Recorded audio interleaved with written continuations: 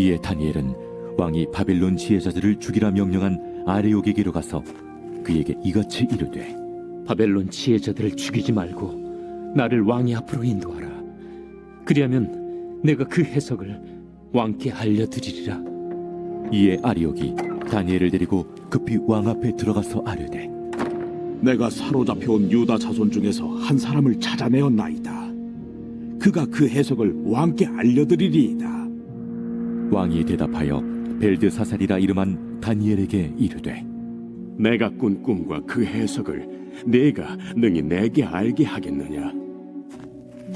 왕이 물으신 바, 은밀한 것은 지혜자나 술객이나 박수나 점쟁이가 능히 왕께 보일 수 없으되 오직 은밀한 것을 나타내실 이는 하늘에 계신 하나님이시라. 그가 느부갓네살 왕에게 후일에 될 일을 알게 하셨나이다. 왕의 꿈, 곧 왕이 침상에서 머릿속으로 받은 환상은 이러하니이다. 왕이여, 왕이 침상에서 장래일을 생각하실 때에 은밀한 것을 나타내신 이가 장래일을 왕에게 알게 하셨사오며, 내게 이 은밀한 것을 나타내심은 내 지혜가 모든 사람보다 낫기 때문이 아니라 오직 그 해석을 왕에게 알려서 왕이 마음으로 생각하던 것을 왕에게 알려주려 하심이니이다.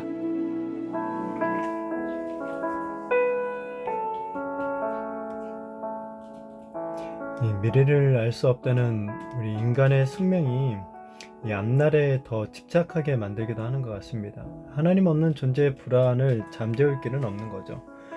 포르지엣의 만막함은 위축과 불안을 불러올 수 있지만은 우리 성도들은 하나님의 미래를 가진 자들이죠. 이 포르지와 같은 현실을 살아가는 이 우리의 자세는 어떻게 해야 될까요? 이 다니엘은 이제 하나님으로부터 응답을 받고 난 후에 근위대장 아리옥을 찾아가서 일단은 바벨론의 지혜자들을 죽이지 말 것을 당부합니다. 하나님을 신뢰한 지혜자 다니엘에 의해서 그러니까 지금 많은 사람들이 목숨을 건지게 된 거죠. 세상의 지혜는 자기 하나 살겠다고 이 많은 사람들이 죽든지 말든지 상관하지 않는 그런 지혜입니다. 그러나 하나님의 지혜는 이런 탐욕을 조장하는 세상 가운데서 오히려 다른 사람을 살리는 지혜가 되는 거죠.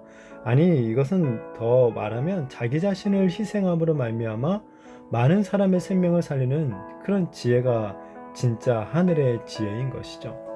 우리 주님께서도 죄인에 불과했던 수많은 우리 인생들을 살리기 위해 이 자신의 모든 것을 내어주시는 그런 지혜를 보여주셨습니다. 이 지혜를 우리도 받아서 이 다른 사람들을 살리는 데 쓰임을 받게 되어지기를 바랍니다.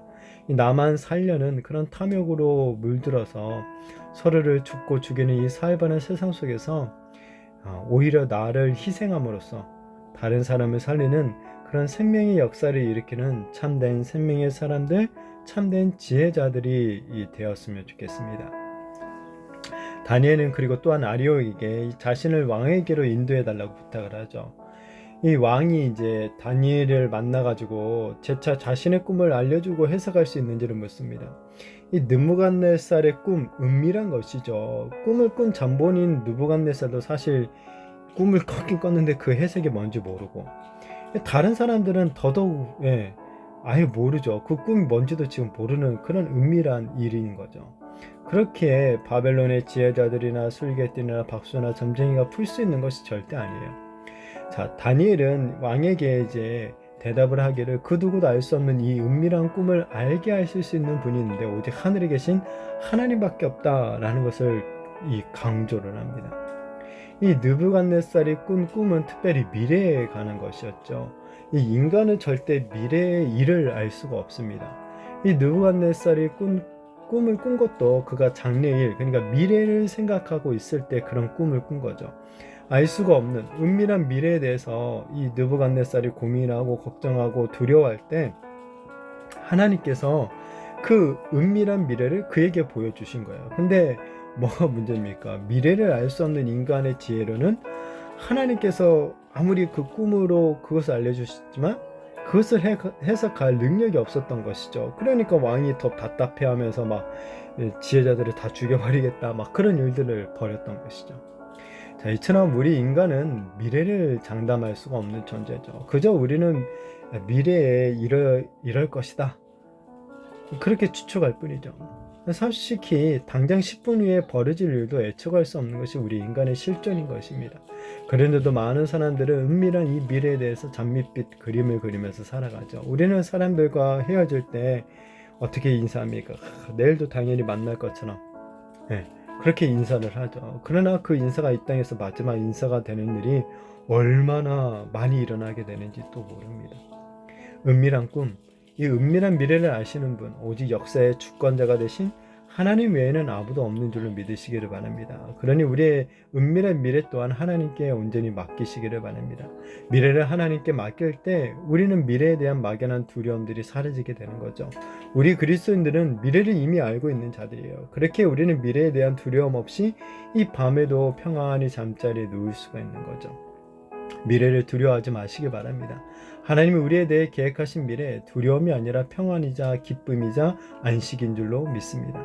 정말 바라기는 이 알 수 없는 미래에 대해서 두려워하며 살아가는 그런 삶이 아니라 이 하나님께서 약속하신 그 밝은 미래에 대한 어떤 확신, 믿음을 가지고 날마다 정말 이 믿음 안에서 살아가는 우리가 되어지기를 바랍니다. 그래서 우리 주님께서 약속하신 그 미래의 복을 바라보면서 더욱더 날마다 주님을 위해 헌신하며 또한 많은 사람들의 이 생명을 구원하는데 온전히 쓰임을 받게 되는 저와 우리 모든 성도님들이 되시기를 예수님의 이름으로 축복합니다.